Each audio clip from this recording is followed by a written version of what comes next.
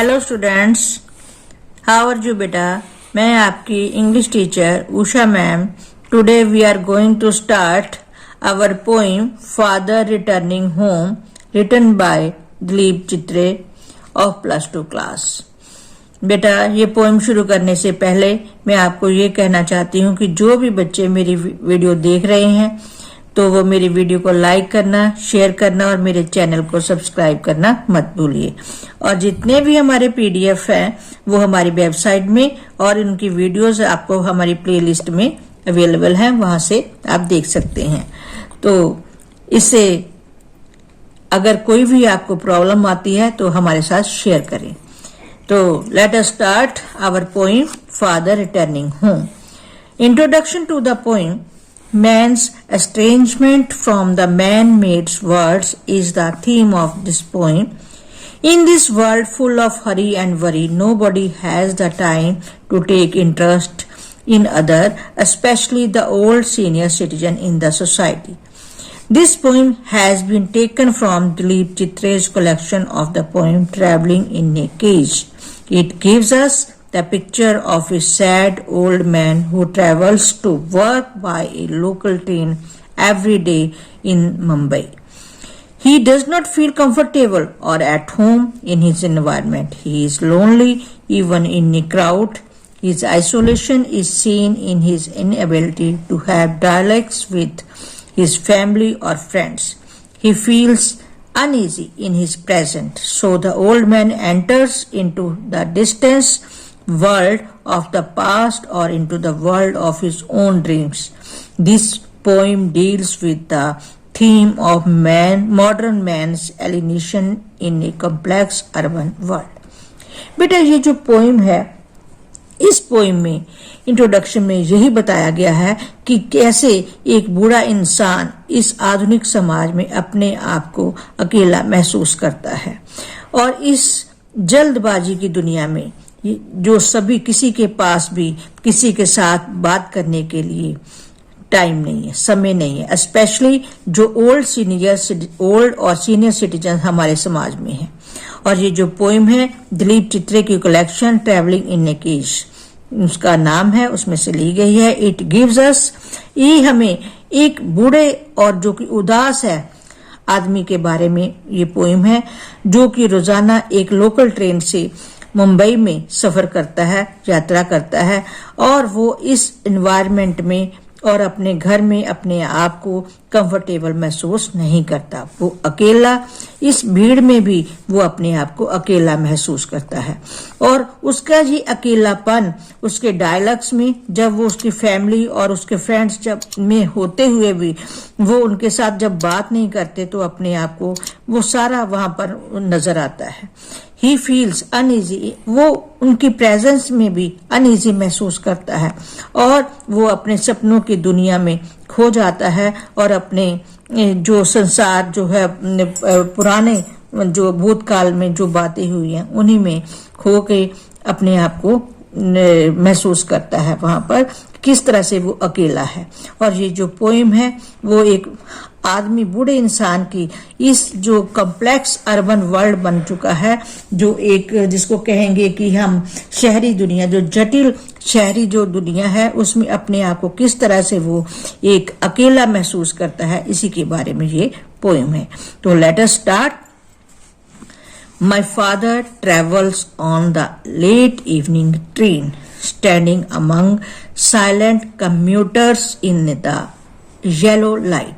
मेरे पिताजी, इसमें कवि कहते हैं, वो अपने पिता के बारे में बता रहे हैं जो कि बूढ़े हो चुके हैं और वो रात को, वो लेट यानी कि काफी रात को वो ट्रेन से यात्रा करते हैं और उस लोकल ट्रेन में वो एक पीली सी रोशनी पड़ रही है जो कि रोजाना यात्री जहां पर आते जाते हैं उनके बीच में वो अपने आप वो खड़े हैं।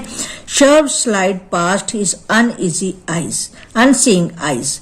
और वहां से बहुत सारे जो नगर है, उपनगर है, शहर का मतलब होता है उपनगर, एरियाज है, वो वहां से जब ट्रेन चलती है, गाड़ी चलती है, तो वो सारे निकलते जा रहे हैं और वो उनकी तरफ उसका कोई ध्यान नहीं है। His shirts and pants are soggy. उसकी जो शर्ट और पैंट है वो एकदम से गीली हो चुकी है और एकदम, and his black raincoat stained with mud, और उसका जो ब्लैक रेनकोट है वो कीचड़ के साथ एकदम से गंदा हो चुका है। His bag stuffed with books is falling apart. उसका जो बैग है, थैला यानी जो है, जो बुक्स के भरा हुआ है, वो ऐसे लग रहा है किसी भी वक्त वो फट जाएगा। His eyes dimmed by age, और उसकी जो आंखें हैं वो उम्र के साथ धुंधली उसको नजर आ रहा है, उसको अच्छी तरह से दिखाई भी नहीं दे रहा। Fade homeward through the humid monsoon night, और मॉनसून की उस भीगी रात में वो आगे बढ़ता जा रहा है अपने घर की तरफ। Now I can see him getting off the train. अब मैं देख सकता हूँ कि वो ट्रेन से उतर रहे हैं, गाड़ी से उतर रहे हैं। Like a word dropped from a long sentence, कि जिस तरह से एक लंबे वाक्य से एक शब्द अलग हो जाता है, उसी तरह से वो भी उस गाड़ी से नीचे, ट्रेन से नीचे उतरते हैं। He hurries across the length of the grey platform, और वो भूरे रंग के प्लेटफॉर्म में से उस प्लेटफॉर्म की लंबाई को जल्दी जल्दी पार करते हैं। Cross the railway line, enters the lane, वो रेलवे लाइन को पार करते हुए गली में एंटर करते हैं, दाखिल होते हैं। His chappals are sticky with muds, और उनकी जो चप्पलें हैं वो भी कीचड़ के साथ एकदम से फिसल रही हैं। बट ही हरीज ऑनवर्ड, लेकिन फिर भी वो आगे बढ़ते जा रहे हैं जल्दी जल्दी। होम अगेन, वो अब घर आ जाते हैं। I see him drinking weak tea, मैं उनको देखता हूँ कि किस तरह से वो हल्की सी चाय पीते हैं। ईटिंग ए स्टेल चपाती, और बासी रोटी खाते हैं। रीडिंग ए बुक, एक बुक पढ़ते हैं। He goes into the toilet to contemplate, और वो टॉयलेट में जाते हैं। Man's estrangement from a man made words, और वहां पर जाकर वो सोचते हैं कि किस तरह से एक आदमी इस आधुनिक समाज में किस तरह से अपने आप को वो अकेला महसूस कर रहे हैं। Coming out of the trembles at the sink, और वह बाहर आकर सिंक की तरफ जाते हैं। द कोल्ड वाटर, कांपते हुए, और cold water running over his brown hands, और ठंडा पानी उनके हाथों में पड़ता है। A few droplet cling to the green hairs on his wrist, और पानी की कुछ बूंदे उनकी कलाई के जो ऊपर सफेद बाल हैं उनके ऊपर पड़ जाती हैं। His swollen children have often refused to share jokes and secrets with him, और जो उनके जिद्दी बच्चे होते हैं, चिड़चिड़े बच्चे होते हैं, वो उनसे बात नहीं करते, उनसे ना कोई जोक्स ना कोई अपनी सीक्रेट शेयर करते हैं। He will now go to sleep, अब वो सोने के लिए चले जाते हैं। Listening to the static on the radio, dreaming of the nesters and grandchildren, अब वो रेडियो में से कुछ संगीत सुनने की कोशिश करने लगते हैं, और उसमें से भी शोर की आवाज आती है, और वो ड्रीमिंग ऑफ हिज नेस्टर्स, मतलब कि अपने पूर्वजों के बारे में वो सपने देखने के लगते हैं, और अपने ग्रैंड चिल्ड्रन के बारे में भी वो सपने देखने में खो जाते हैं।